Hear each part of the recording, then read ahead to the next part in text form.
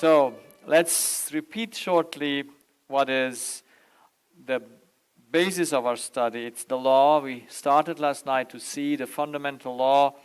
And I hope you understand that the Ten Commandments have in them that law that governs everything in this earth. And there is nothing that is not governed by this take and give law. And the Ten Commandments are just there to open our eyes that we don't keep them.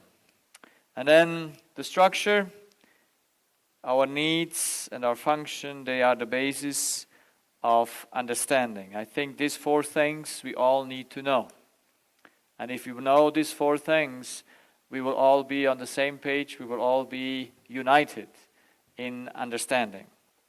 So we found out that we have a brain that is governing our body, and then the spirit above the brain. We do decision by yes and no. We do the decision after gain and loss.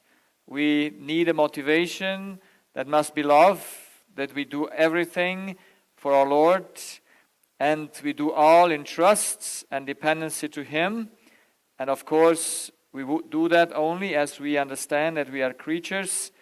Then we take through trust from God what we need, and so give it then through our decision. I want to make sure to understand that the will, what I want, is exactly to what God is. Yes? So when He created us in His image, He created us also to want what He is.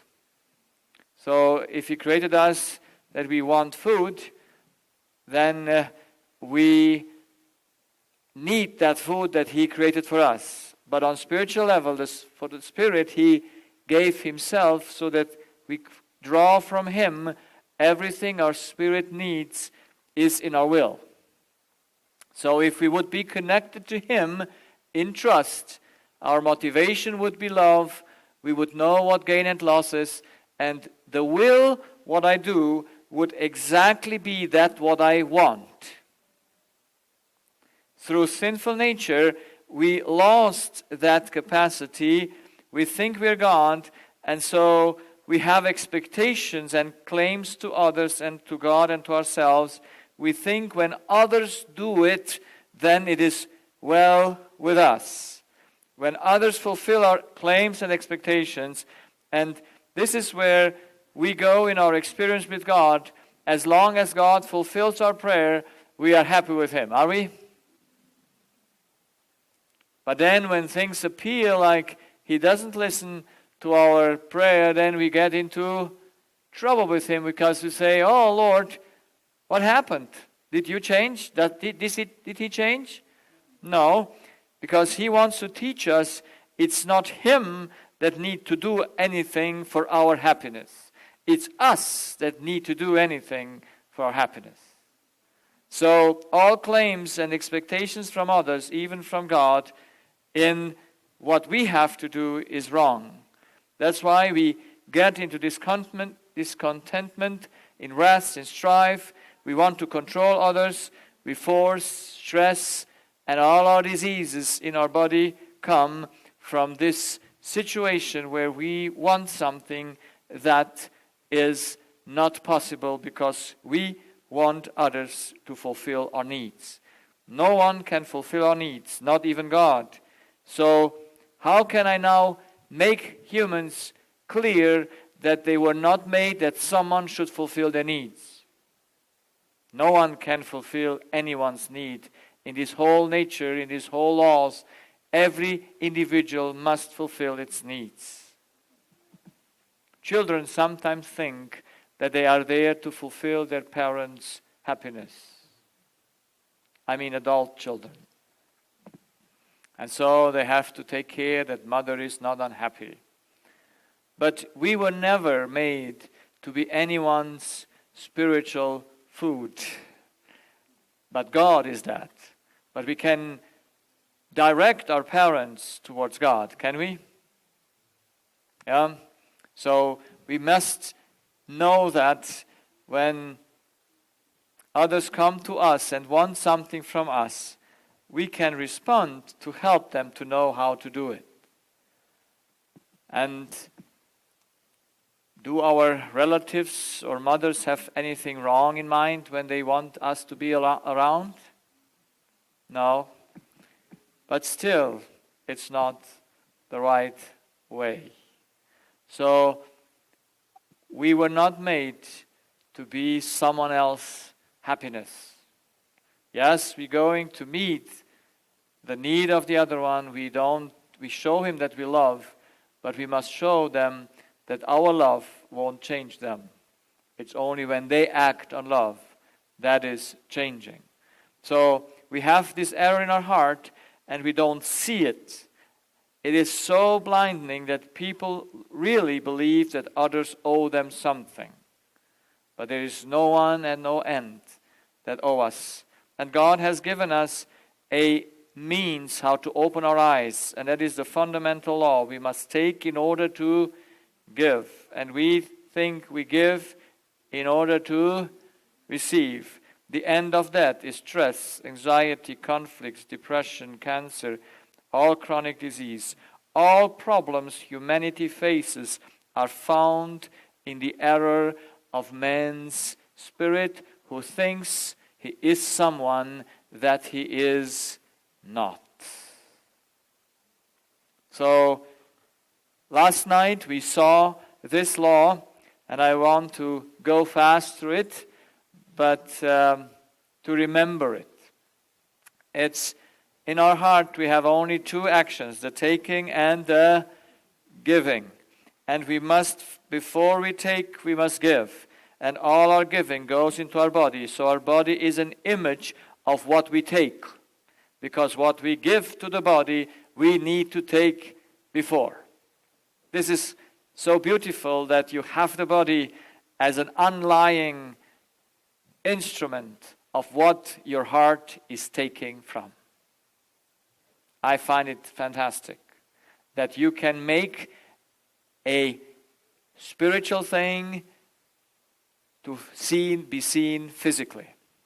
You can have an objective attitude towards the subjectivity. So that's my whole, that's a joy and that's an argument for all my patients. That I said, look to your body. He shows you what you think. So would you like to continue? Because you're the only one that thinketh that way. You're the only one that put that input there in your life. That's why you can see in the body where a person takes from. And I hope I show that in the presentation where we know that our children take from the mother, and I shared my story yesterday of how I took from my mother and how I became sick. Because I had no choice. As a child, you love your mom. For what purpose? To give or to take? To take. And actually, through our sinful nature, we have only taking relationships. Because we give to the person we take from, but we don't see the taking. So then if you have this, then you need only one relationship. And if I would have not explained you the law so basic, and I would have asked you how many relationships do you need to be happy, what would you have answered? 2 or 1? 1. But you need at least 2. You can never survive with 1. But you would think, well, is God not enough? No. Because God didn't make you that you should have a relationship with Him for Him. But He made you to have a relationship with Him in order to give, not to keep it for yourself. And this is, I think, one of the main problems that we see in our Christian life. We do make our prayers, we do our studies, but we don't do them for the purpose to give. We do them for the purpose to have a good time with God, or to be right with God, or to make our conscience to be okay, but we don't do it because we know we are called to service. And if you don't know it that we are called to service, our prayer will not avail. Jesus was a man. We will talk about him. Why did he need to pray? Did he need to pray? Did he have an intensive prayer life? Why? Because he was perfect. Was he? Was he perfect? Yes, he was perfect. Why did he need then to pray? Because he was a human, he had to take in order to give. How much did he have to give from himself? Nothing. And he was totally acknowledged that. He knew, next day I will take my 12 disciples and I will give them the instruction for their job to do. And how long did he pray that night? He prayed the whole night that he might be able to give the Sermon on the Mount. Why did he need to pray? Did he not know it? He had to have every day to receive, to take the power of God and be able to share it. You see, the morning didn't get Jesus in bed. You know? There was a story where he was late night. He worked till midnight.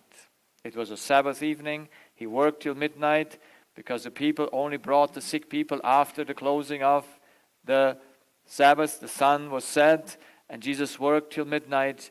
And then what was the next day? What would he do the next day before the sun rises? It was still dark.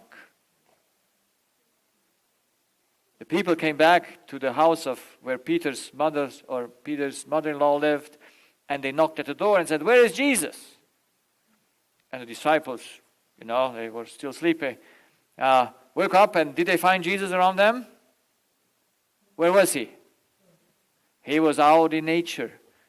They knew to search him out, and they came out and said, "Hey, the people are waiting for you, come." He says, "We don't go back. There are other people who are waiting as well." So where did he have that instruction? Why did he not orient after humans? From prayer. He knew from prayer what to do. And we are so trusting ourselves that we say, "Oh, we don't need to pray today. It's an easy thing to do. I need most to pray when I have nothing to do. Because then I fall into temptation." But I pray every time. But sometimes when I think, today I have no patient, or today it's Sunday, I just, on Sunday we go home. We fly home to Germany. And so you say, I'm relieved now, I'm just sitting in the airplane. But then it's the most dangerous time where you can be tempted, by a stewardess or whoever what comes there, or by the food. And then you need to know. You need to be prepared in order to give the good thing, whatever challenges comes unto you. So the problem of our heart is that we don't know that we need to take. But I hope from now on before you do something, that what comes out of you took from somewhere. When children come up with interesting ideas, did you see sometimes children say things that you say, where did he come up from? Did he come up them from himself? Yes or no? No, of course he expresses it, but he picked it up from somewhere where you didn't even pay attention. Because they pay attention. They're like sponges or vacuum cleaners, with a very high sucking power, yes? So don't think that they don't get what I say here. They get everything. Yes, and if it's something that is interesting for them, they pick it up. They might play, but at a later time, they suddenly speak it out, and you think, they never forget anything. And I did my experiment with children because we didn't have the privilege to have our own children, so God gave us 6 children, but they were already old. The youngest was 7, and the oldest was 17. But God was very merciful for me because He knows that I like to study, so He gave me an experiment at my practice. My helper married and became pregnant and got a child, and after 1 year of being home with the child, she says she wants to come back to work. And I have in Germany the obligation to take her back. Yes? And so I said, stay home with your child needs you. But she says, no, we bought a house and I have to come to work. I said, okay, so let's do a deal. I take you back, but you bring your child with you. And we will make a room free just for the child. And we will raise this child here together. So I didn't do this, I must say, without a personal interest. Because I wanted to see how does a child develop, which is young. And that child was 1 year old. And I had the privilege to raise that child for 2.5 years in my practice. In between patients, of course. But I had a vivid view. Every day I was in the practice to see how a child develops and how a child thinks. And you know, that child didn't take from me. He likes to eat. And so we ate together. And he was 1 year old, and his mother was a German mother. You know, German mothers are really relaxed mothers sometimes. They let the child do whatever he has to do. So he was eating by himself by 1 year. The mother didn't give him anything. She just put him in front. And so he ate his banana or whatever he stumped up in his mouth. And so we had much joy to eat together. But how long did he sit on that chair when his mother was gone? Just outside to do some work, because now she can work while I'm babysitting. And my my break of midday break. When he could walk very fast, he learned to walk in the practice at the beginning. And when his mom went away for a little while, he has to go to search her. And he didn't eat anymore. Where is mom? Couldn't speak, but when he once could come out of his chair, you know, they have a special chair to sit in to reach, yeah? No chance. He jumped out, searching for mom. Said, stay with me, I'm here. Why do you need mom? Why does he need mom? He has food, he has everything he needs there before. He needs mom because he needs a spiritual orientation. He must take from her. You see, in my practice, that child learned how to open doors. When he could open doors, I knew we have lost. Then he learned to jump out of his bed. When he first jumped out of his bed, I see now we lost. We cannot put him back in the bed again. He will jump out, and then he can open the doors. You cannot shut the doors. It's over. And then when she puts him sometimes in his bed, because she had to do something and I had to take care for the patients, then he was not crying, he was just shouting. Eee! And I opened the door because I had a door towards his room and said, shh, I have to work. Your mother comes immediately. So he was quiet as long as he saw me. And then I closed the door, and what happened? See, even louder. You see, and when he could speak, he never cried, doctor. He always cried, mother. When he was in a trouble, he didn't come to the doctor to fix the trouble. He went to his mom. I saw in those few years any mistake a mother can do with his child. And I must say, he was a beautiful child when he came in. But he didn't leave the practice so good as he came in. After 3.5 years, when he was 2.5 years in the practice, since his mom was divided, she had to work and he had to carve for her attention. And he could run with the time, and I had 2 doors where he could in. And you see, when you don't give the child work, he will give you work. So it's if you should train the child to run after you, not you after the child. But usually mothers run after their children. And he knew how to run. So he came in one door, I closed it here, and then he came to the other one because he was very curious sometimes, yes, to see.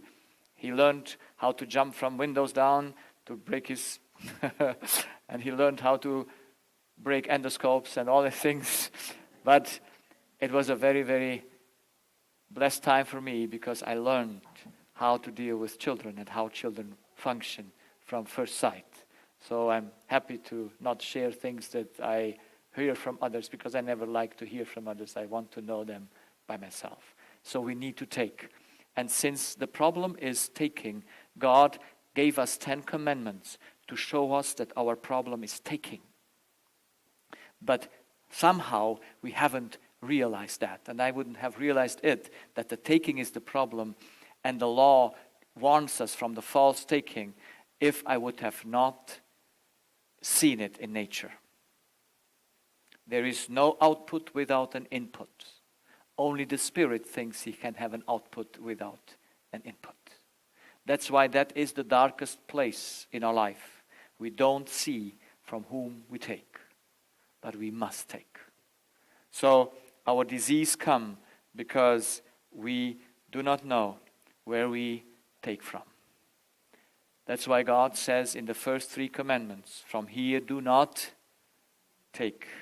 And he says in the 5th, 6th, not kill, no adultery, not steal, what you should not do. And I will stop here with the adultery because this is my story that I want to share. I was a little boy. I was not even 8 years. But I had a dream. That dream was, I want to have a happy family and a happy marriage. And I was always interested in girls since I was very young. And I was in my 1st grade. I didn't have a boy sitting with me in the class, but I had a girl sitting there. Because I thought the girl need to make me happy. See, at those days in Romania, we didn't go to school on Sabbath, but there was school on Saturday. And so I had to go to pick up my lectures that I missed from Sabbath on Sunday. So where did I go to take my lectures? Of course, I went to the girl. I still remember when we moved to the city after our parents separated. I was in 3rd grade. I was 8 years old. And I fell in love with that classmate. She lived on the other side of the town. And guess where would I go to take my lectures? I never learned. That was just a pretense to go to her because I took the lecture and threw them away. Because I just went there to meet her, to see her, because I always thought a woman must make me happy. Isn't that the wrong thinking? When I was 8 years old, in our church, there was a lot of preaching that Jesus is coming soon, the world is going to end. And I said, oh Lord, please, I want to marry before you come. I was afraid I won't get married before Jesus comes back.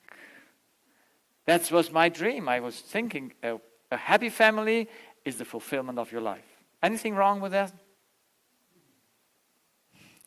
You don't say anything now after this week. You learned it. So it doesn't look wrong, but it is very wrong. Because why do you want to get married? To take or to give? To take. So I got married very early. With 18, my wife and I, for her I was 19. For me I was 18, so we have 2 different countings. Because she counts when we got married in the church, and I count when we got married by the state. You know, you have to marry in Romania by the state first, and there was a little bit of a time in between because she had to go to the different countries, so we couldn't marry. However, so she counts the second marriage, so then I was 19, I count the first one, so we're on the same page. So I got married, and of course, I wanted to be what? loved. And my first need is harmony. And you have a dream always. You imagine how your wife should be, would you? She should be quiet. She should do her homework nice. She just be, when you come home, she's beautiful, she's dressed, she's perfumed, she just waits for you. Everything is nice. Yes? And that's what I thought about. But my wife is more a manager type of woman. They are doing things. They're not quiet. They are not slow. My wife has a double speed than me. I was raised up in the country where you go like this, but she was raised up in the capital where you go like this. So imagine I was always behind. Yes, and so I wanted harmony, but how can you have harmony? She took the train when he already was leaving. So So I wanted her to be the one that I desired to be. But she was different. What she desired, I don't know. But we went through times that were more difficult and not more so difficult. But after 15 years of marriage, we took these 6 children. God gave them to us. But I didn't become more happy through that, but even more unhappy. And if you're not fulfilled by what the other is doing, you will try to change the other, would you? So I tried to change my wife. I tried to do certain things. But have you ever tried to change a woman? Does it work? Have women ever tried to change a man? It works. Yes, that works. That's easier to do. Women are stronger personalities. You know that? Men are not so strong. So it's easier for a woman to change a man than for a man to change a woman. Yeah. You might not disagree. You might not agree. We don't need to agree with all parts. But in general, I speak. That's my experience. That's why we took these children, and I got, in this time where I was unhappy, I got a lot of addictions. And those addictions were sports. It was movies. It was the internet. And all those pages where men are very attracted to go. And I was a Christian at the same time. I always wanted to be a pastor since my childhood. And I even got to be a Bible worker. And I was with the youth. I preached. I want to preach every second Sabbath in that church the conference gave me. But I couldn't overcome my addictions. There was no power in me. I prayed to God whenever I did the wrong thing, whenever I fell into my addiction. Before the internet age, you just have papers and movies or all this. But then came the internet and you have the devil in your house, isn't it? So you have all access to that. And when the lust comes, your mouth goes by itself. Yeah? It goes you have no control. And I prayed to God. I said, Lord, make me free. I wept. I said, Lord, I won't do this again. But just forgive me this once more. And then I had to go to preach because I was in service. But I thought God will kill me on the pulpit because I sinned last week so terribly, being in the internet and doing that what you shouldn't do as a self-abuse and all that. And so I was afraid from God. But I always prayed, and I knew He forgave me, but I had no power to overcome. And I was sincere. I said, I won't do this again. But I couldn't help. Because I didn't know why. So as my addictions grow, as my unhappiness grows, and you get more and more in addictions, you have more expectation on your poor woman, you have more expectation on your children and all that environment, and you see yourself as the most miserable person on earth. And that's how I saw me. I was hungry, I was so restless, I couldn't sleep in the night because I said I lose time if I sleep. So I came home from work, I took care for the children, and then I had to do something fun for myself, even to watch a movie, or in the later years I couldn't stop the TV. I was at the hospital, I was on call, and then you have to be there for the patients, and you have a room where you can lay down if no one is there, and then at the end of the bed with the TV, and I said, if a patient comes at 3 o'clock, I will die, but I still couldn't stop zapping around because I was searching for something. There was a hunger in me that is unexplainable. And so, in the end, coming to the end of this, by the end of 2002, I was ready with my specialty, my internship. I became an ENT, and so I said to God, I will take a year off to fix my marriage, to finally become happy. But I soon saw that it won't work. And then I said to God, I must be happy. I was 39 years old, and I said, I need to be happy. And I said to God, Lord, I will do this detour. I just go to find that godly woman that I meet, and then I come back. You see, I saw in the church He forgave others because they did this. And does God not forgive? Yes, He forgives. So I thought He will, because I didn't see any other way to get happy than finding a woman that would just be the one that I would be happy with. And I had only 3 desires. She should also be a little bit beautiful, but I wanted someone who understands me when I speak. See, my son-in-law, there was a seminar in the church, and he says, yes, and it was there about the languages of love and how to deal. And he says, yes, I start to talk sometimes with my wife, but in the moment I start to talk, she interrupts me and then she talks. So then the man learned to talk how much? You wonder then why they don't talk. Because you stop them to talk. Because in the moment they want to open up. Yes? So I like to talk. And my wife likes to talk as well. So who is going to listen to each other? So I wanted to be listened to. But she's stronger than me. So I wanted to have someone who understands and listens. And then my third wish was to have a woman, because I needed harmony, that whenever she rises up in the morning, she would smile. Isn't that nice? You wake up and you see her face and she smiles. And then you are ready to go.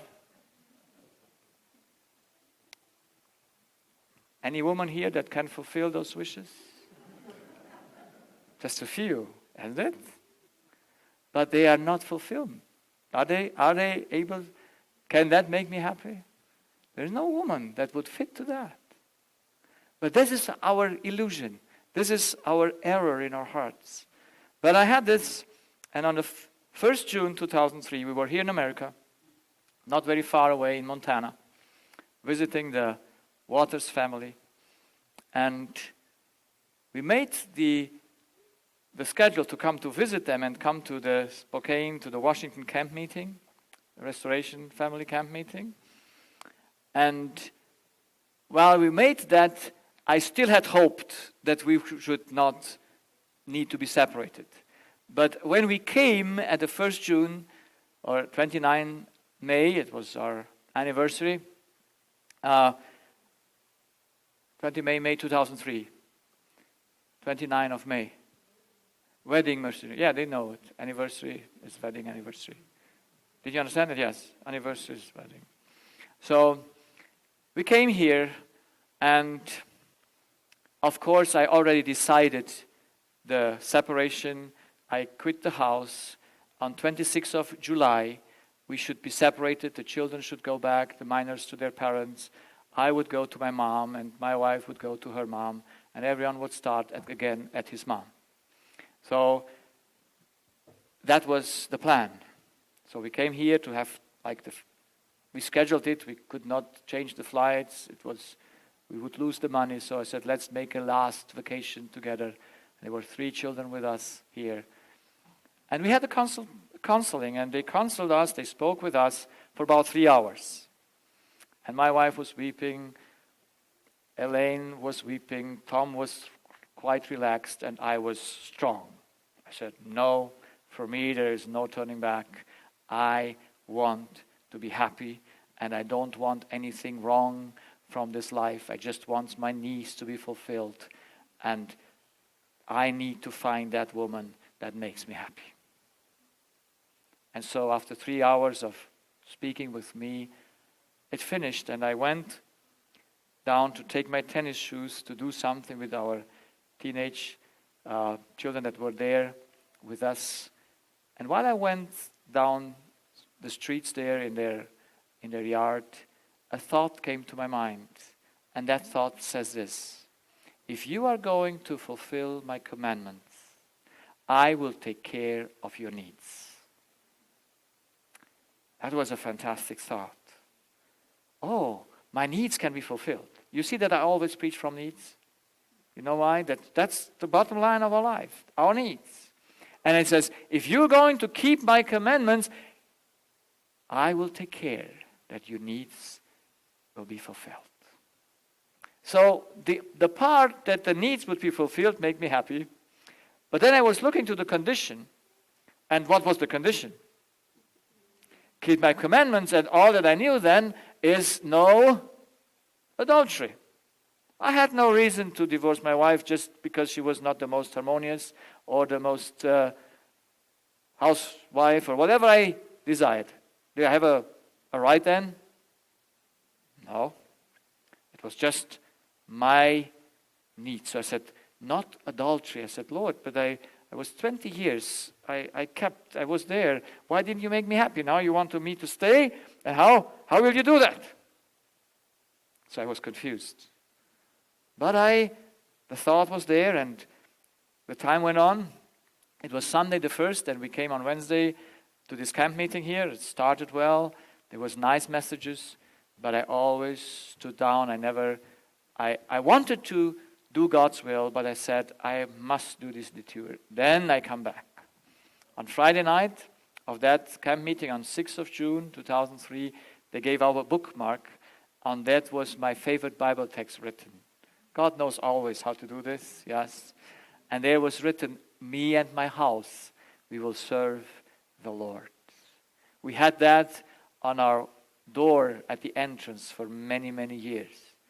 That Bible text, because it expressed exactly my desire. Me and my house will serve the Lord. And so I took that Bible verse, and of course I signed it and put it in my Bible, but I couldn't take a decision to not separate.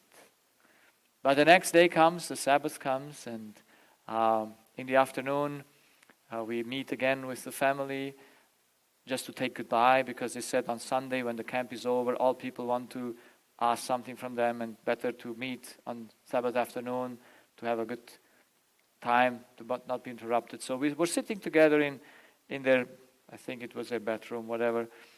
And suddenly, Tom was sitting in the left on me, and he says, are you committed to stay with your family? And the moment he said, are you committed? Back then, I knew what other people would ask me before they said the question. So I said loud, yes. Before he finished his question. Because I thought he asked me, are you committed to leave? Because I always was committed to leave. I was never committed to stay. So how does he ask that question? So he asked the question the wrong way around. And his end of the question comes together with my yes. And everyone hears it. And I see the faces of our children, 14, 16, and 18, and they look to me and they are scared because before we entered this place, he was convinced we go to separate, and now he's committed to stay.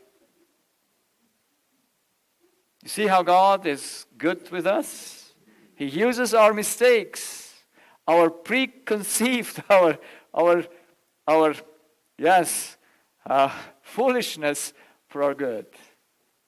So now I had to take a decision.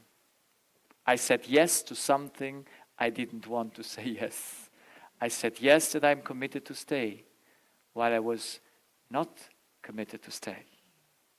But now I had to take that yes back. Or to leave it and jump myself after it. And I don't know why I did it, but I did it. I jumped after the yes. And in a moment I jumped after the yes. Everything that God promised me was fulfilled. From a person that was driven. I was so thirsty for the love of a woman, it just cannot be expressed. I was so in a desperate situation. In a split of a second, I was okay. My drivenness disappeared. I got a peace that never left me since that moment. That peace is for me the confirmation that God's Spirit is still with me. Because you cannot give you this peace. What happened with all my addictions that I fight it for 20 years? I knew they were sin. I knew from my childhood that every movie is sin. And I still believe it till today. That every movie is sin. And I knew it. And so I could not stop. And after the 1st June 2003, am I still in addiction? Am I still having a battle with it? No. Why not? Because, you see, God gave me a gift before I could understand what the law means. What did I do when I said yes? The first time I took from God again. And by taking from God, in that moment, He could come into my heart and bring all that, what I needed, with Him. And through the presence of the Holy Spirit, you get everything you need. Do you? Do you still need a woman to make you happy? Do you still need? No. Because the presence of God, when you come into that connection to take from God, you become in your heart a changed person. The phenomenon was so strong that our 3 children, 14, 16, and 18, became converted at the same time. We were, the next day, there was such a peace in our communion, and it was not a peace before. You know, it was always a fight there in our family. And you have a 14, 16, 18, and they have all their needs, and my wife and me, and we were sitting there. It was perfect peace between us. And my oldest, 18 years old, said, "Can we not go home?" Because we still had a week vacation in America. And he said, "We are so fulfilled. Because they knew what vacation means with me. You go to every joyful park, you go to movies, you go to do this and you go to that, and there is no rest there." And they liked it. Children like that. But now no one had any desire for that. But I said, our flight goes only in 1 week back. So let's go for hunting bears in Canada. So we went up from Spokane. We had rented a Jeep. And we want to see if we find bears somewhere. And we saw 3 bears on our roads searching for bears. And so we had a nice time out in nature without that desire. We came to our first night to the hotel on that Sunday, and I usually would go into the hotel, and what do? Turn on the TV. There was no need for TV. We had our TV 1 year in our house. No one watched TV anymore. And we were a family that regularly watched TV before. And after 1 year I said, why should we keep the TV here in our living room if no one uses it? Let's give it out. So, when we take from God, He comes into our life and He brings with Him His power, that is His need. And I learned in this experience that I only can take harmony from God. And when I give harmony, I am fulfilled. When I take it not, but when I give it, I am fulfilled. So, since then I'm learning the lesson to give that what I take from God and to not take any more from here. So that's the experience that God gave me, and that was my conversion story. And since then, my life with God has changed and increased. But the people who knew me before, when they saw my conversion, some thought, oh, this is just a small fire, that he's now on fire. And when they saw after a few years, they confessed to me and said, well, we thought this would be just for a short while, that you would be like this. But God kept me since then to stay on the track and to not fall back. You see, I don't even see a soccer game. I always thought that soccer is no sin. You know that? I saw that, and I put the TV in the basement because I couldn't stop seeing.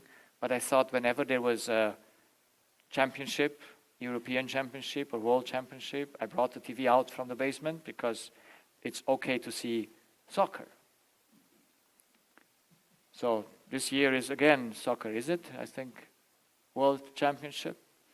And after my conversion 2003, in 2006, there was the world championship in Germany. Did I have any problems with it? You see, God took away the soccer together with the internet and the movies. Because it's still a competition. You still gain your gain by beating others. That's competition. How can you enjoy a game in which others are beaten? And they are happy when they beat others. So God is not in those things. So He took that also away. And I'm so glad that I'm not a soccer fan anymore. I'm free of it. I was a very strong fan, especially for Germany. You know, the Germans, they're the best soccer player. So, no adultery, no steal, not lie. From here do not take. I wanted and I took always from my wife. I took from humans. I was the most funny doctor around. From always I did Glume. Made jokes. I always made jokes because I lived from the laughter of the others. You have to do jokes, and when you see the other laugh, how good is it? I never could speak a word when sitting on the table or in the OR when I did surgery that I had to not make a joke. I had to do a joke. Everyone knew me. This is the joker. This is the one that is fun to be around because he always has a word to trip, and everyone laughs. You see how that changed after my conversion?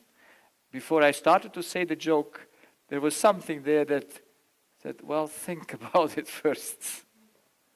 And so I learned to not make jokes. But I'm still having humor, yes? And I can say things so that people can laugh about it. I hope I don't say that I should be happy with it. So it's very important to know that you don't take any more from humans. So we take from humans unaware of it. That's why I was joking. So God says in 8 commandments, do not take from humans. Because you can only break the commandments when you take from humans. And then we have seen the Sabbath law. It's the only law that says take. That's why in the last battle between good and evil, this says in the middle, because Sabbath is a symbol of who you are. If you're a created being or if you are a creator. That's why the battle is about this only one law. Because this is the law. This is that thing that says you are a creator, you can take only from God. And then honor thy father and thy mother.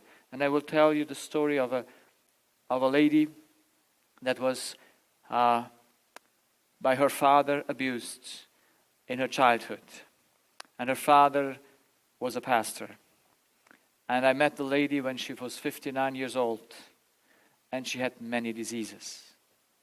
6 years before I met her, she went to a Christian therapy place, was there for 10 weeks, and they suggested to her that she should quit all relationship with her parents, and so she did that. But after that, she got even more sick. She got fibromyalgia on her whole body and pain, and no one can help her. And so she comes to my seminar, and she hears me. It is challenging, the message. Is the message challenging?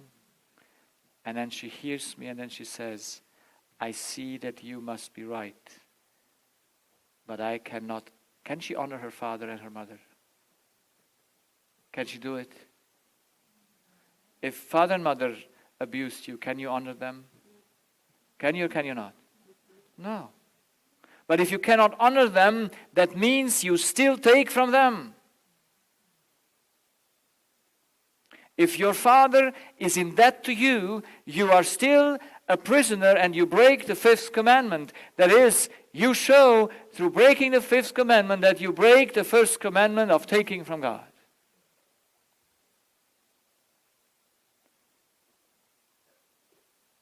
That's the law. Does the law take any consideration who you are? If you are a pastor's wife or a pastor's child, does that take any consideration? Is the law taking any persons before the other? No. So the law says, honor thy father and thy mother, that it might be well for you. And the one that understood the law, my also favorite attending is Paul. And Paul says that's the 1st commandment with a...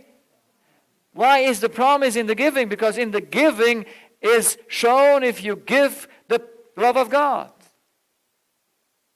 That's why that is the decisive element to show if we are really taking from God. As long as we take from our parents, and she cannot overcome what her father has done to her, she cannot honor him, she cannot love him, because she thinks he owes her something. Did he do her wrong? Did he do her wrong? Did the father wrong? Yes, he did wrong. But she now understands that the father did wrong to whom? To God. And now she could go to the father and say, poor father, God may have mercy with you. He's now 83 or 84. But you see, she has a double problem. Not only that the father did it to her and he's a pastor, but he never really confessed or saw it a big thing what he did. He just said, well, you know. And so he went on and he finished his career. He was a famous pastor, evangelist. And no one knew anything. And she has whom then, does she judge him or not? Does she judge him? Yes, she says he's an hypocrite.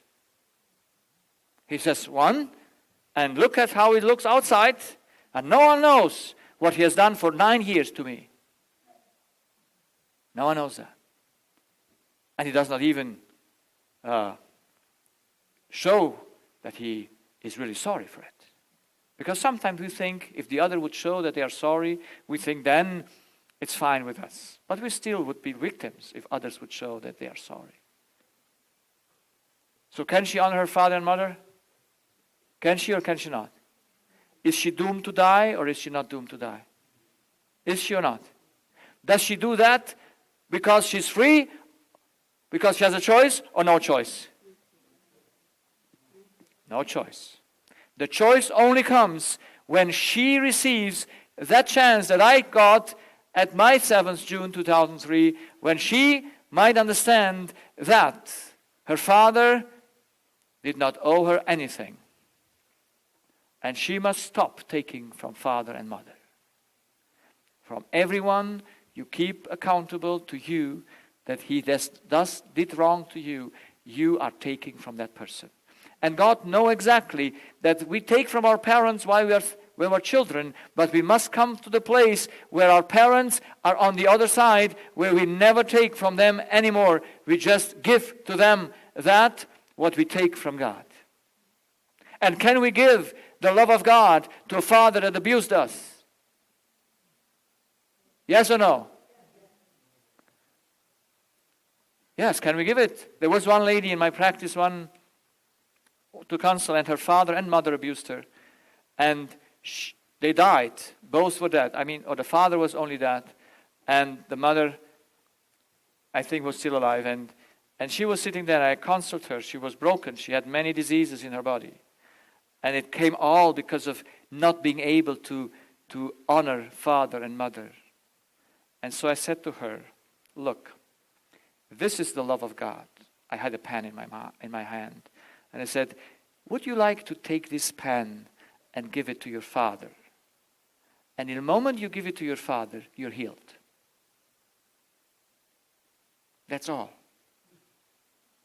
You take it from God and you give it to your father. Does God love the abuser? Where do we know it? He proved it. Does he? Did he? Jesus said, Father, forgive them. And he was one with his Father. God says, I love the good and the evil. I let the sun shine over the good and over the evil. What stops us to love the evildoer is because we take from them. We take them responsible to us. That it means we play God. We think they owe us something. And I tell you all the stories. In my practice, that was one of the first things that I saw. That is the 5th commandment that we break that makes us sick. We cannot honor our parents as long as we judge them, as long as we think they did us something wrong. There is no honor, there is no health. Because it proves we take from them. We don't take from God. When we call them every day, and we are over 20, we call them to take. Amen?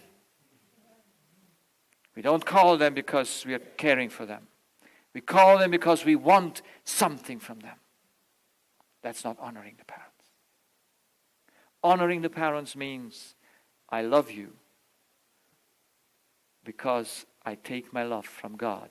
And it doesn't matter what you have done. I still love you. I had my issues with my father. And I prayed for 4 years before I knew the law. Because I knew I have to love him. That, as far as that I knew, but I didn't know how to do it. And I said, how can I love my father who sent my mother away with 4 little children? And how can I love such a person who never cared for you the whole life? I was 8.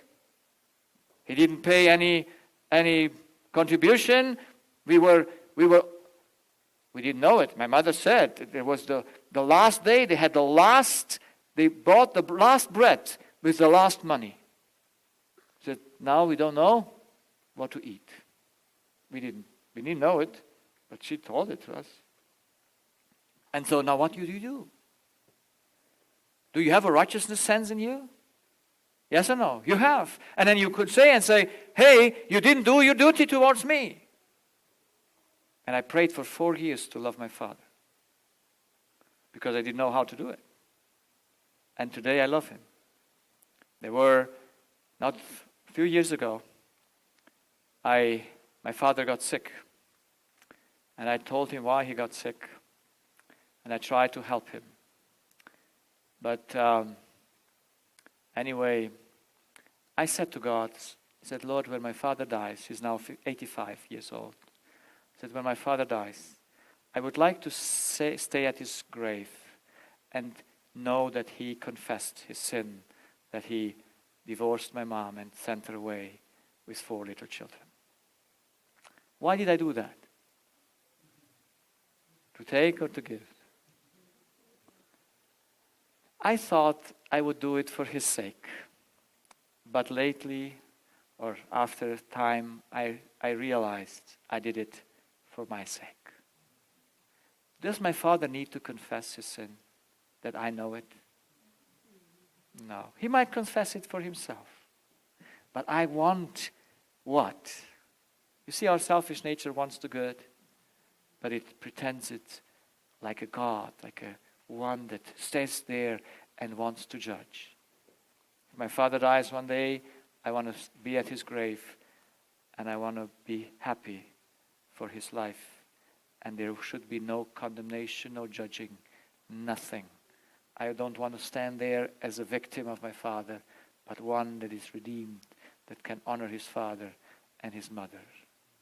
You see, when I prayed to God one morning, long years ago, I realized that I cannot be in heaven without my mom, but I can be in heaven without my dad. And you know that both are wrong.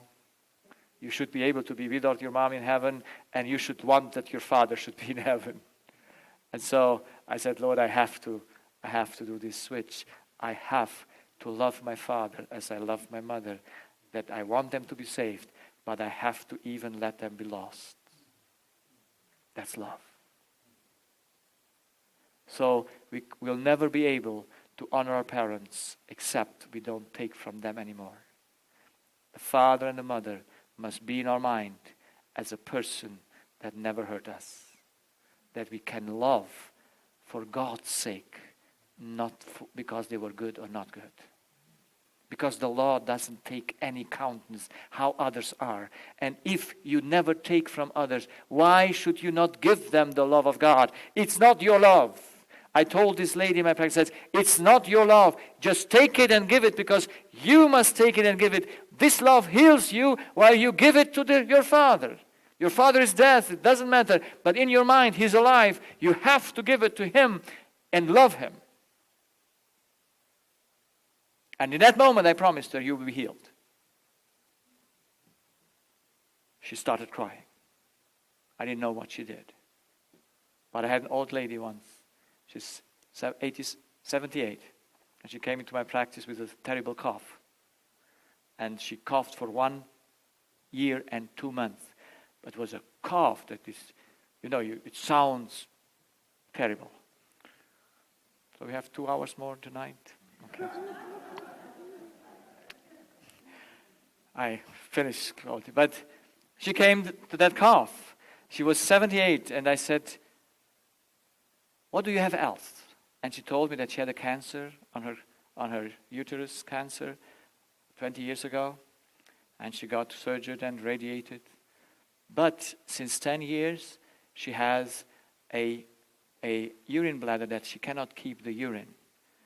And she must go to the toilet every 30 minutes.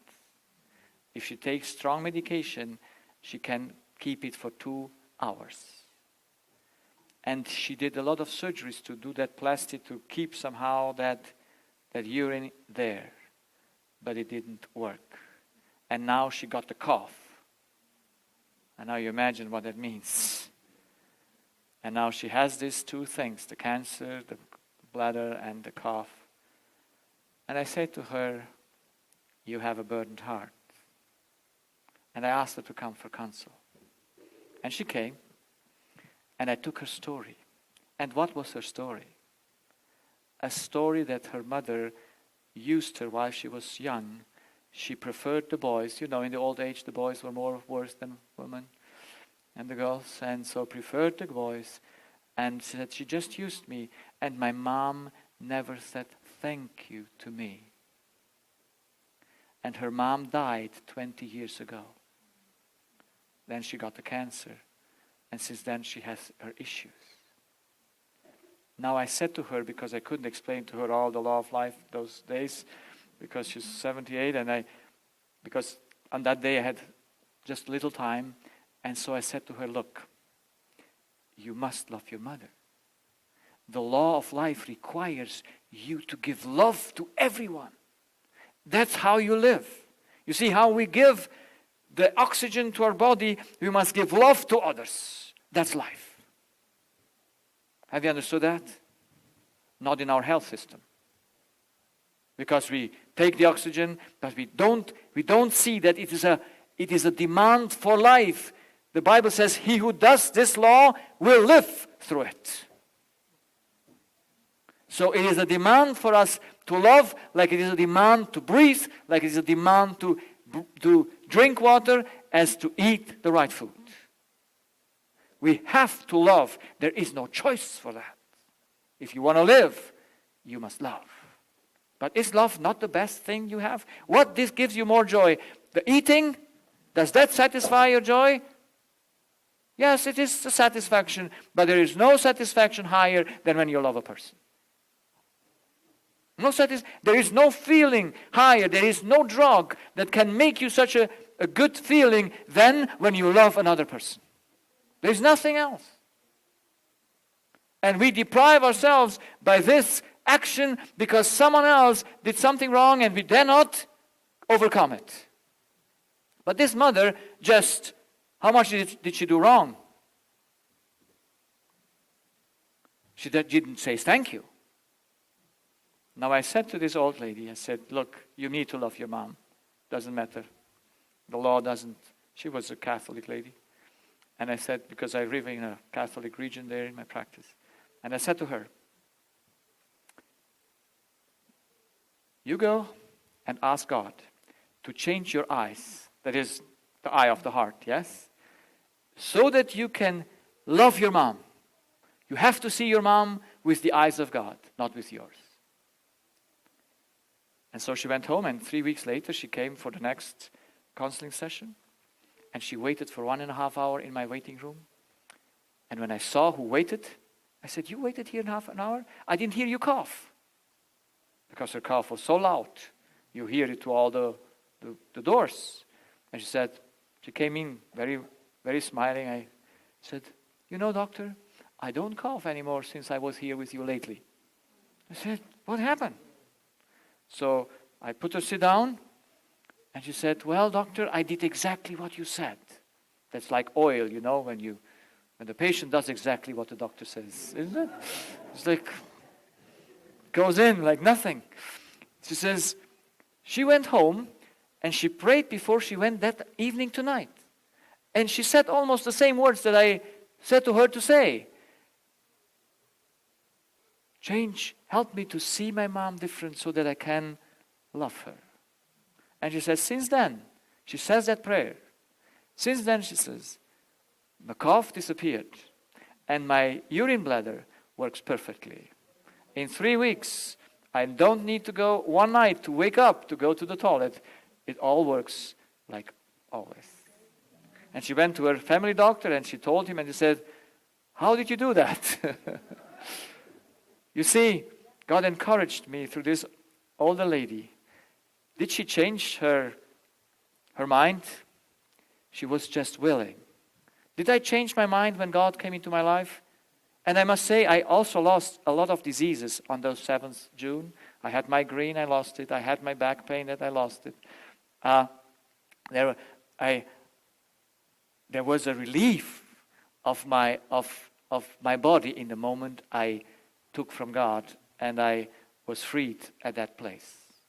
So, honor our parents is a demand for life. And it's the hardest thing to do.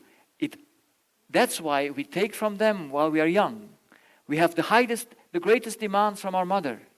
That's why God put that giving law immediately after the taking law, so that we understand, if we cannot fulfill this, we cannot fulfill anyone. That's why it's the first command with a promise.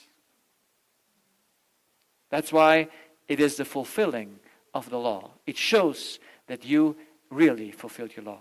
And so the devil needs just to tempt your parents to do you something wrong, and then you're the whole life set. Because you hold them accountable to you. You hold them in a thing with you, and then you wonder why you're sick. You wonder why you come to 78 years and you have a lot of issues, because you cannot honor your parents, because you still have your parents on your waiting list, on your debt list. So let's go to the solution in the next 2 hours. So the good is evil. This is the good. The good is infinite, because God is infinite. And love is infinite, and the law is infinite. The evil is an intruder. He does not belong to the good. He is the opposite of the good, because he's the anti-law. He's the breaking of the law. You see, I prove in my series, and you know that most of you don't know that those bookmarks out there with the Bible school, they are my Bible school, that's what I do. So if you want to see that, I do a weekly study there, online, and we have to, right now, preparation for the end time. And I show to my viewers and to my patients especially, I do it to be very simple, that you cannot say that evil is a part of the good.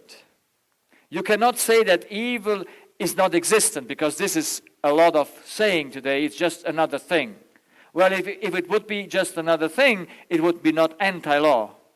Evil cannot come from God, because God is the law, and that's why the anti-law must come from somewhere else. So evil is an intruder, is the opposite of the good. They can never be the same. Now the question is, how can the intruder be eliminated? The plan of salvation is about eliminating the evil from the universe. And there are 2 battlefields. You know the 2 battlefields in the great, it's the universe, but since only on earth the evil spread, the final battle will be given on earth. And the next battlefield is the human heart or mind, where in the spirit of mind of man is the error who thinks he is God. So what needs to be removed first? The earth needs to be free from the evil and the universe, or in man needs first to be? Yes, the first work is man. Who is the main actor? Who is the main leader of the battle? The main actor of both battles is Christ. Yes, we find that through the whole Bible. So our interest is right now to get rid of that which is in our heart. So we know that evil entered in our life through the change of an identity in our heart. From a creature, we thought that we become God. That's what changed, and we forget that we are a creature. That's the first change. When Adam sinned, it changed its identity. And then the world became the dominion of the devil, because Adam lost his kingdom. And so this needs also to be restored. The devil, Lucifer, became the one that now rules the earth. So Christ as a human must conquer both battles.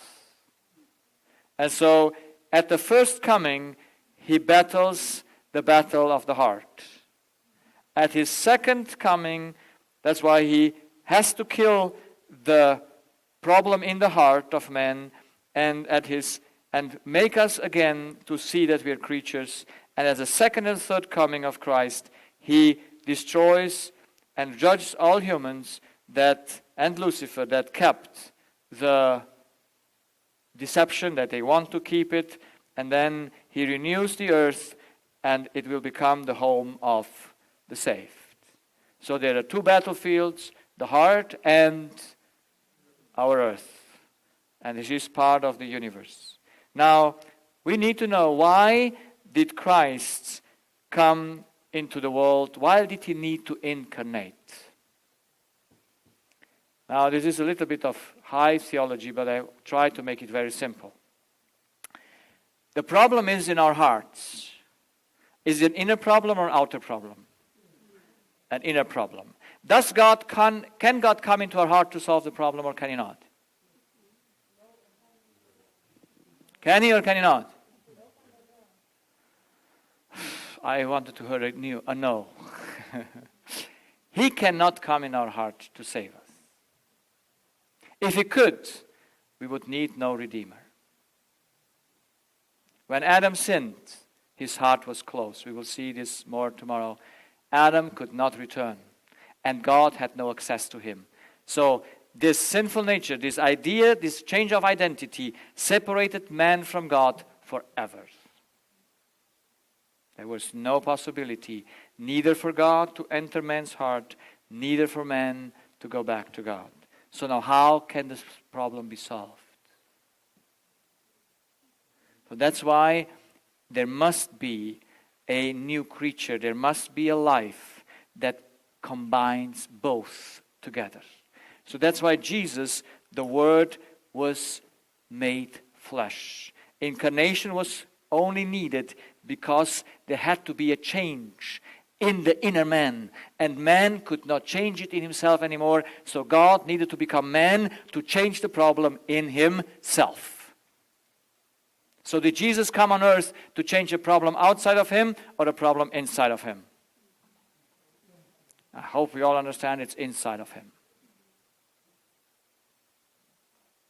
But this we don't understand because we have not understood that faith is an inside problem. Sin is an inside problem, not an outside problem.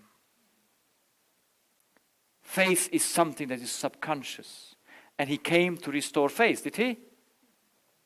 Yes. So, he came as born from two parents. Yes? So, all by the law of inheritance, we can very simply explain the nature of Christ. Because we just need to know the law of inheritance. So, he had a father. Who was Jesus' father as a human? The Holy Spirit, but from whom brought the Holy Spirit the genes, the chromosomes?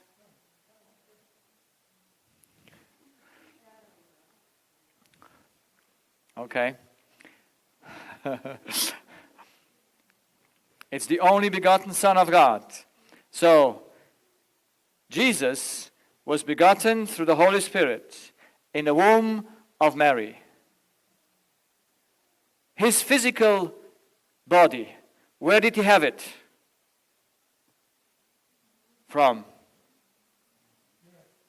He could have it half from his father and half from mother. You know that Jesus was a man? Was he a man? He needed how many chromosomes? 46. So, from when did he have 23? From 23 he had from his mother, and where did the other 23 come? From his father. The X chromosome of Jesus didn't come from a human. It was a human X chromosome that came from his heavenly Father. There is no X chromosome in women. Women's Y chromosome. X, sorry. Thank you. I want to say Y, not X. Women have an X chromosome, or two sometimes, but they don't have a Y chromosome. Yes? So the Y chromosome is only in men. So you cannot make out of Mary a man. So body-like, Jesus was half from his father and half from his mother. The law does not permit it otherwise. But people are fancy. They think that God can break his own law. If God can break his own law, then he is changeable, and God is not changeable. So his body was half-half. How was his spirit? That's his body. Now we come to the spirit, because also your spirit is half-half of what? Half of mother, half of father. So he had a half of a spirit from his father and a half of his spirit from her, his mother. Where is the error in the heart? In the body, or where is the error of man? In the body or in the spirit? The error can only be in the spirit. So he inherited from his father the good eye, knowing that he's a creature, and he had from his mother the evil eye, knowing, thinking that he is God. So, what did he need to do in his life? What was the battle in his life? Now, you see here, he was born from his father. So, did he have a connection from his father from inception? Yes. Did he trust his father from inception? Yes. Because he had that nature that trusted his father automatically from inception. But he came to conquer in his heart the battle and to remove sinful nature. He isolated, he never unlawfully connected from birth until the death of the cross through this. He inherited it, but it never was functioning. Because he was functioning only through his father's inherited nature, he used only this connection from birth until the death of the cross. So Jesus was connected to his father in his heart. I do another thing where it's more vivid. His trust to his father was from birth there, and it had to stay there how long? Always. It has to be there. That's the faith that overcame the world. And we will study tomorrow and see Hebrew 12, where it says, Jesus is the beginner and the end of whose faith? Our faith, because only faith will bring us back to God. The only connection to God is to trust. That's how we connect to God. Spiritually, it's only trust. So Jesus fighted in his heart what? His sinful nature. Was he tempted? To his first temptation that is written in the Bible, when he went into the desert. What kind of a temptation was it? If you are a God, yes, Son of God, means you are God, then you do out of these stones bread. What was the temptation? Where was he tempted? Where was Jesus tempted? In the giving or in the taking place? What would he have done if he would have made out of stones bread? He would have taken from whom? From Lucifer. He would have listened to Lucifer. He would have taken from Lucifer for what sake? To save his own life. But Jesus says very nicely, and most don't understand what he says. He says, the man, which I am, does not live from bread alone, but from every word. What does he mean by the word? By the law. The word is the law. By every word that comes out of the mouth of God. So Jesus says, I take only the words from God. I trust only God. And if he let me die, I die. That's trust. If not, he would have said, maybe I need to help myself. And could he go back to his divinity and say, I make this out of this stone's bread? Could he?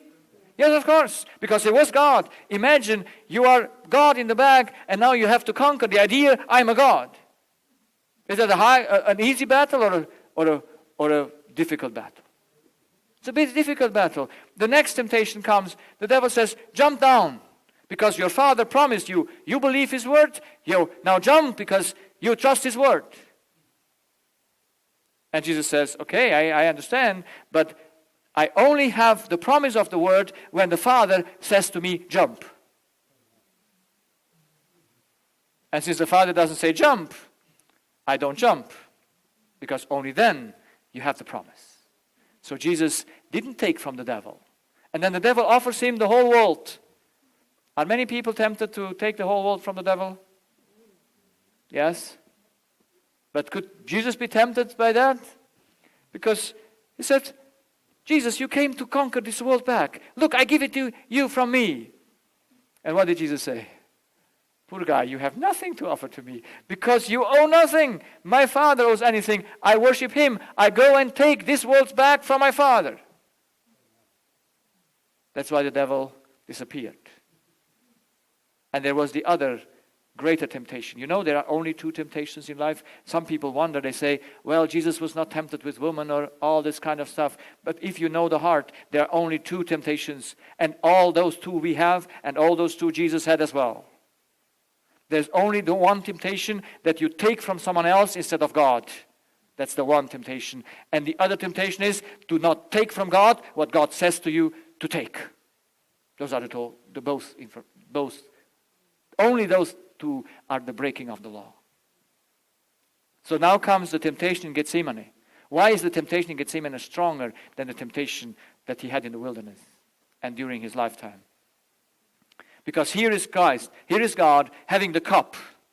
Yes? What kind of cup? The cup of wrath against sinful nature. Yes?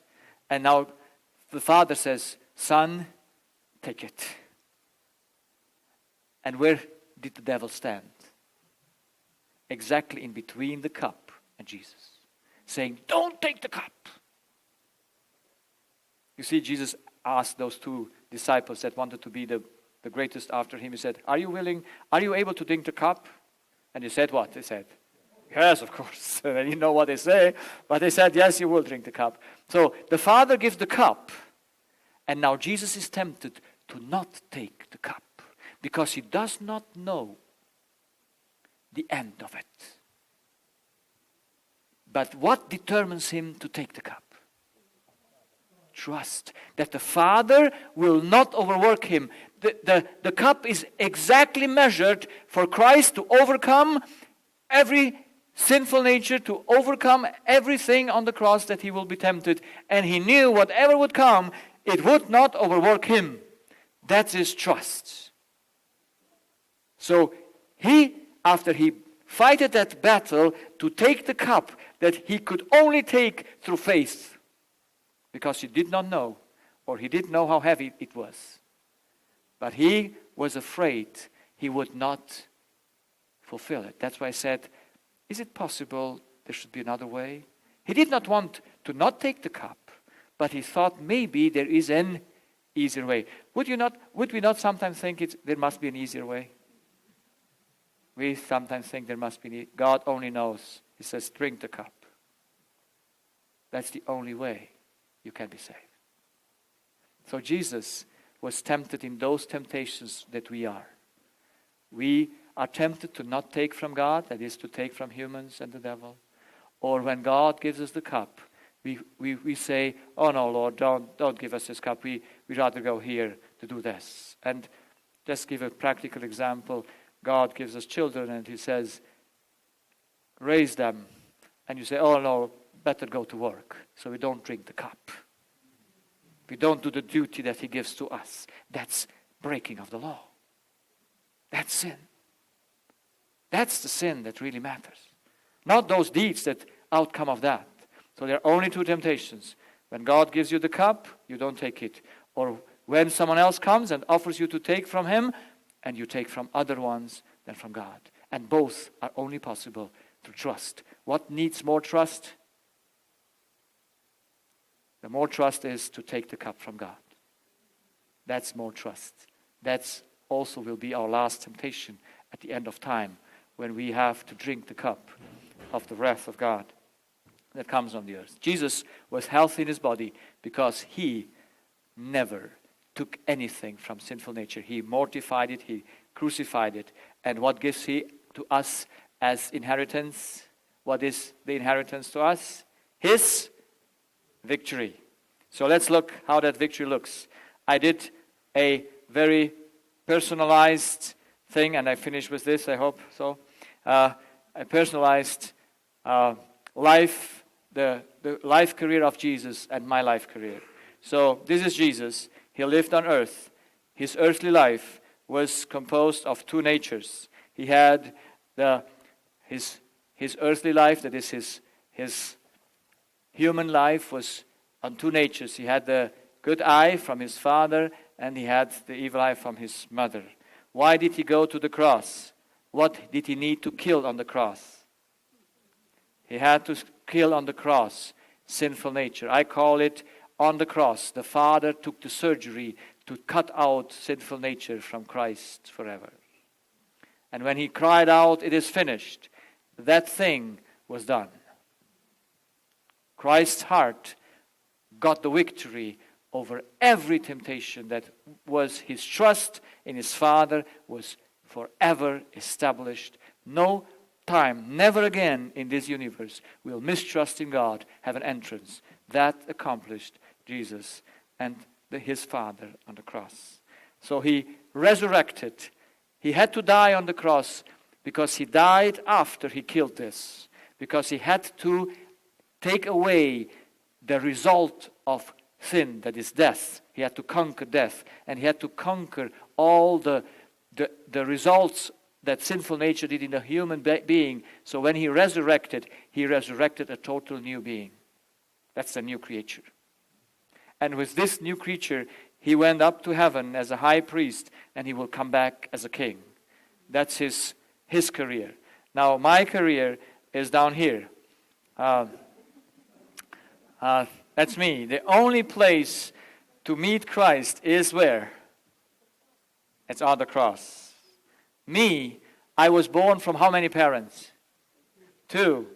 Both parents were earthly parents. And I had how many natures?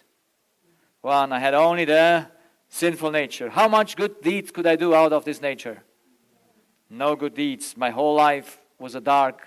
You see, that's all sin. Those dark things there. So, now what happened on the cross? What happened on the cross on the 7th June 2003? That was my experience on the cross. My life went up to Christ. My whole sinful life. He took over on 7th June 2003 when I said yes in my heart to stay with my family. And what did I receive? I received his life that he inherited from his Father. He came to give me. At the cross, then he covered with his life my whole life. So, how many sins do I still have in my life at the cross? No one. Because, you see, the exchange of life is a real thing. What I did, let's make it very practical. If you yesterday killed a person and you go today to the cross and exchange your life, who killed the person yesterday? Did you kill the person still yesterday? No. Jesus took your life over and you have his life that killed no person. That's the exchange of life. So if you were abused yesterday, and you bring your life and exchange it to Christ, who was abused yesterday? To whom was it done unrighteousness yesterday? To whom? To Christ. So, do you bother anymore for your past? Does it matter what was yesterday? Yes or no? No, of course not. You are free because on the cross you receive Christ's total holy life and you are a free person. No things. My wife sometimes comes to remind me on my old days. And I says, go to my Lord because his problem now, not mine. So she can complain with him. There's nothing with me to complain anymore because that's not my life anymore. My life is in Christ. He took it over. He will take care for all my sin that I did. And what other did to me, he will judge. But I am a free person. My past is gone. Now, did I live after the 7th June 2003 till, what do we have today? 18 May? Yes, I lived. Did I sin after the cross? Unfortunately. Why did I sin after the cross? Because I got at the cross a new nature. You see, at the new birth is a reality. You receive a new nature that you didn't have before. That's why Jesus says to Nicodemus, you must be born from above. That's not just a faith, that's not a belief, that's the reality of the heart. And you have to experience it. That's a freeing thing. So after the cross, my new nature is growing. Yes? And what happens with my sinful nature? It must be crucified again and again. Every day I go to the cross. Every day, and I walked here every morning up that beautiful trail, and every morning I had to confess and see my sin. I said, Lord, I have to destroy this sinful nature. Because was I tempted while I was here? Was I or was I not tempted? Yes, of course. This device tempted me several times. And I felt the temptation, but I might not have expressed it. But sometimes, yes, I was tempted. I was tempted by some situations. I don't need to go into details. But I had to go to the cross each day to say, Lord, I have to exchange my life. And I have to get a new life. And there are two things that must happen in your life. You cannot only get forgiveness, you need liberation. Liberation and forgiveness must come together. Did Christ at the cross, when I said yes, free me from my past? Not only from what I did, but I was free from every addiction that I had until then. That's liberation. Because that's the power of God that sets you free from the power of sin. But you still have things in your life that you don't know. And so you need to go to the cross. And so every day my sinful nature needs to be crucified. And one day I want that it should be totally crucified. And at the end, only God's nature, Jesus' nature should be my nature. So when I come to this place, when he ends his priestly service in the sanctuary, through which he gives me forgiveness and liberation or sanctification, then he comes back as a king. But then my sinful life comes to an end. Because I don't take from any human anymore. I just take from God. That's the process of getting totally free. And I believe in total liberty. I don't believe in half liberty. I don't know where I am here in this process. Of course, everyone who dies in this process is saved. But that's not the goal of God. You know that? It's not the goal of God to have only half saved people. Only half restored people. He wants to have a group of people at the end of time that are totally saved. Totally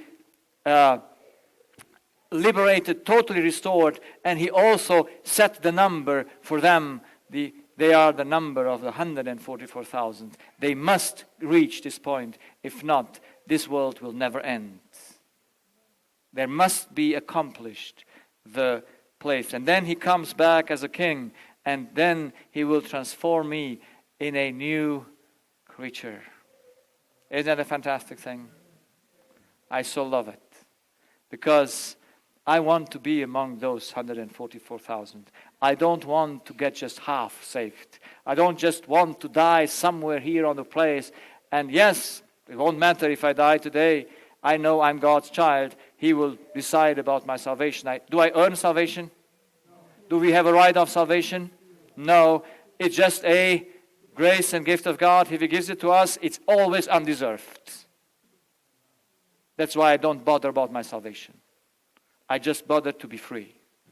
And my son, who just recently converted 2.5 years ago, he said, just the idea that one day I could be free, deciding to do that what I want, never be tempted or never be falling into temptation to do something that I don't want, that's a glorious thought. That's a perspective that is worth fighting for, isn't it? For me, it's worth fighting because I know Jesus comes into my life. In this time, he will come. I know it. I can confess it. And that's why I prepare for this. Because I want to be, when he comes, alive. And I want to be ready, sealed with the stamp of God that says, finished. Finished while I'm still in this earthly life. Not changed yet. Because Jesus was finished in this earthly life when he said, it is finished. And he will say it is finished when he comes out of the sanctuary. He will say it's finished. What is finished? The battle of the heart.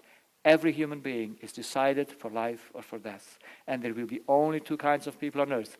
Those who are totally sanctified. So with them, Jesus can do nothing. His salvation came to an end. You know, salvation must come to an end. You're only saved when you're free. And so salvation comes to an end. When he seals the 144,000, they are sealed for eternity. His work in them is finished. It's over. That's why he says it's over. And all the others who are not saved, they cannot be changed anymore because they have totally rejected him. And so he says there is no one to be saved anymore, and there is no one to be forgiven anymore. There is no one to be sanctified anymore. I am done. My work is finished. And then he comes out. And it depends on us to co-work with him that he might come again. But he will come in our time. He will find the people. And is it many 144,000? But imagine you have in America, how many Christ-like Christians would you need to evangelize America? How many Christ-like? Totally, how many of this who are already sanctified do you need to evangelize America? 100. You need maybe 1,000 or 2,000, but those would be such a light so that all America gets the gospel in 1 month. There will be no problem because then the power of God is fully revealed in human life. That's our destiny. That's why we prepare for the end time. That's why I say in my presentations that I do for end time preparation, we do not fear the end time. We prepare for the end time in the most struggling time when the earth will be shaken from all parts. We will know this is the hour because for this we are in this world today. That's why Jesus says when they came to him and they wanted to crucify him, he didn't say, I flee away. No, he says, for this hour I came to the world. And for this hour, this is our destiny. That's why we prepare. That's why we go to the mountain, not to get our own garbage done or our own, self-sufficiency. We do not flee from our task. We just have the mountains to prepare for the task. But on that day, we won't stay in the mountains. On that day, we go out because we have a mission to fulfill in this world. And that mission will be glorious because the glory of the Lord will be upon this earth, how waters fill the earth. And it will be through just 144,000 people who became ready for him. I think that's worth living. That's why I walk with God. That's why I want one day. And that's what I said this week. That will be my first day of work when I'm ready. Then I will really work for Christ. Until then, I'm still in training. Until then, I have to go every night, every morning to confess my sin. But after that, I really do work because my heart is clean. I will just take from God, never from another man. And I believe in this because I know this is the plan of God. And he started a work in us, and together with him, he will finish it. I finish here. even though I would go on speaking about my favorite subject, the 144,000, and the preparation for that. But you can see my presentations online on the Bible School on preparing for eternity.